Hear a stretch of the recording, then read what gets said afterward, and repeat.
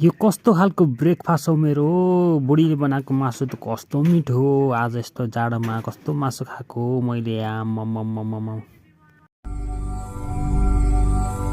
साथीहरू आजको भ्लग पनि सुरु भइसकेको छ। मेरो चाहिँ सबभन्दा पहिला चाहिँ मैले ब्रेकफास्टको लागि रेडी पारेँ साथीहरू। दुध त है, अनि ब्रेकफास्ट कस्तो होला भनेर त हिजो बासी ढेँडो थियो, ढेँडोको त्यो माम्री हुन्छ नि, मैले मजाले दुधमा भिजाएर होइन उमालेर खाएँ। बिस्कुट भन्दा त 100 गुणा राम्रो यो ब्रेकफास्ट है साथीहरू। अनि यसरी खाएर म त अब ड्युटी जानुपर्ने हुन्छ नि त, त्यही भएर गम खाएँ, ड्युटीतिर जान लागेँ है। ड्युटीको लागि रेडी भएको यसो हेरेको त छोरीहरू त मस्त सुतिरहनु भएको थियो। यदि छोरी उठेको भएर मलाई बाई भन्नुहुन्थ्यो। त्यसपछि म ड्युटी सकाएर घरतिर आएँ साथीहरू। घरमा आएको त यति धेरै बिजोग हेर्नु नै, सबै फोहोर गरेर बच्चाहरू आफ्नै सुरमा रमाइरहेका छन्, खेलिरहेका छन् है। मलाई त टेर्दैन क्या बच्चाहरूले। के भन्छन् भने फोहोर किन गरेको भनेको हामी खेलेको बाबा भन्छ। अब यति भनेपछि के भन्नु बच्चाहरूलाई नि त। यस्तो रमाइलो हुन्छ कि बच्चाहरू हुँदैन, बच्चा नहुँदा त फेरि यस्तो सुन्ने लाग्छ होइन।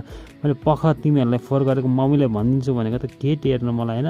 उसको मम्मी चाहिँ तल बिचरा किचनमा बिजी हुनुहुन्छ। अब के गर्नु होइन, बच्चाहरू भएपछि त हल्का फोहोर त गरिहाल्छ। फोहोरलाई अब त्यस्तो झन्झट मान्नु हुँदैन।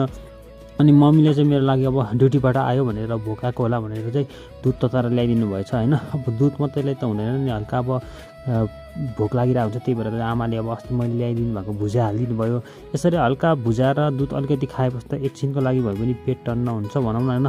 हल्का खाने हो, त्यसपछि त अब खाना खाने टाइम भइहाल्छ नि त। त्यही भएर हल्का चाहिँ म आएपछि खाइहाल्छु हल्का। त्यो ब्रेकफास्ट भन्नाले इभिनिङ फास्ट भनौँ न होइन, के भन्न आएन होइन साथीहरू। अनि हल्का खाएपछि अब यसो किचनतिर गएको त आज बुढीले त होइन ढेँडो पो पकाउनु लगाएर छ। अब ढेँडो होइन, ढेँडोसँग अनि के छ त स्पेसल भनेर त आमामा कुखुराको मासु यसरी पकाइरहेको रहेछ। अघिदेखि किन बास्न आउँछ तलतिर भनेको त यस्तो मासु पकाएको छ, मलाई देख्ने बित्तिकै मुखमा हाल्न मन लाग्यो होइन। एकचोटि यस्तो चाखेको त यस्तो मिठो रहेछ होइन। अनि कान्छी छोरीलाई नि यस्तो ढेँडो र मासु दिएको त आमामा ऊ पनि यति खान्छन् कि होइन। ढेँडो भन्दा नि उसले चाहिँ भात खान खोज्यो नि, त्यही भएर भात चाहिँ हालिदिएको। जेठी छोरीलाई चाहिँ ढेँडो खाने आज म भनेको हुनाले उसलाई चाहिँ ढेँडो है।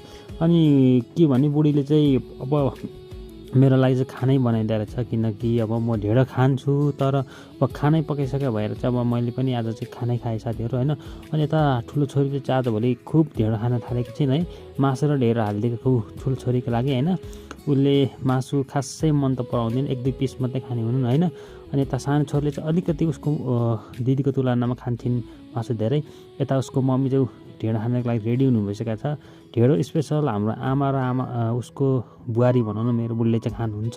अनि ढेँडो सेरो भात सात खाएर माथि आएको त यस्तो फोहोर होइन, दिनभरिको फोहोर गरेर राखेको बच्चाहरूले यस्तो सफा गर्नु पऱ्यो नि त। अब ओछ्यान सोछ्यान लाउनु पऱ्यो, सुत्नु पऱ्यो, दिनभरिको थकाइ मार्नु पऱ्यो। अनि सफाइ